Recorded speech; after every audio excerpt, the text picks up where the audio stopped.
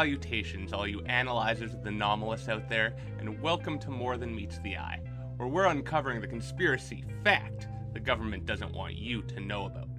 As always, I'm your host, Alexander Sorochan, and this week we're taking a look at an event that could very well affect all of us and cast the world into utter chaos. This event that I'm referring to is known as an extreme solar flare, or coronal mass ejection. Basically, what a solar flare is a large expulsion of energetic and highly magnetized plasma that erupts from the sun into outer space and causes disturbances here on Earth. These events, especially extreme ones, are quite rare, with scientists estimating that they have a chance of directly impacting Earth only around 1.6 to 12% per decade. But they do happen, and they have happened before. Only twice have such events occurred in recent history.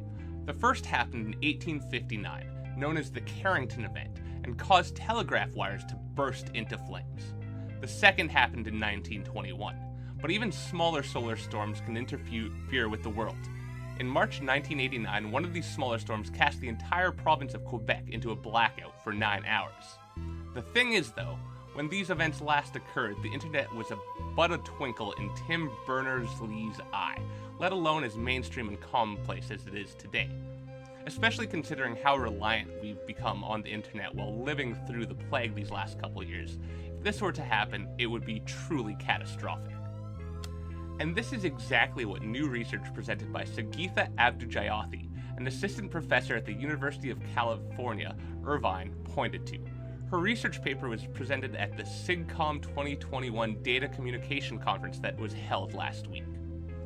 Her research originally began after seeing just how woefully unprepared the world as a whole was to deal with the pandemic. The main weak point she identified in the world's internet infrastructure was the incredibly long cables that cross the oceans underwater and connect North America to Europe and Asia. The problem with these cables is that they employ a series of repeaters every 50 to 150 kilometers, and according to Abdou-Jayathy, if even one of these repeaters goes down, the entirety of the cable could be rendered useless and cut off connection between continents. On top of that, places of higher altitudes, like much of the United States and the United Kingdom, are also more likely to be affected by extreme solar flares and lose connection to the grid first.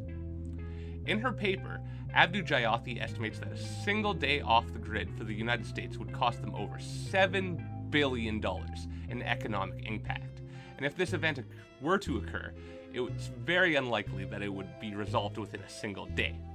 More likely, Abdou-Jayathy suggests, this downtime would last weeks, if not months. And it's not even an issue of interruptions with power. That would be very likely restored quickly.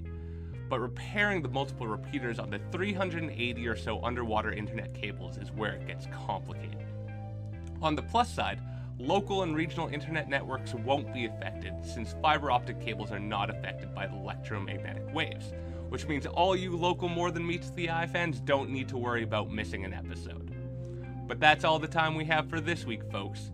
If an extreme solar storm does happen to hit Earth and we're cast back into the Stone Age, which is not unlikely, it'll be interesting times indeed. In a world so connected by the internet, the isolation would be almost unbearable, not to mention the economic implications of it all. If you've liked this video or others by the Keep Times, make sure to check out our Patreon below, and remember,